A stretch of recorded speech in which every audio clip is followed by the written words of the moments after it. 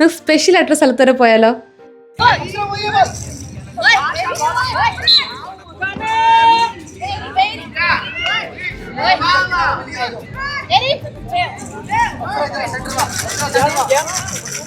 Special എന്താണെന്നറിയാമോ? ഈ വർഷത്തെ IBC blind football international championship നമ്മുടെ കൊച്ചി വെച്ച് നടക്കുന്നത്. ഇന്നെന്താ ഇത്ര സ്പെഷ്യൽ എന്ന് വെച്ചാൽ ഇന്ന് നമ്മുടെ ഇന്ത്യയുടെ മാച്ച് ഉണ്ട്.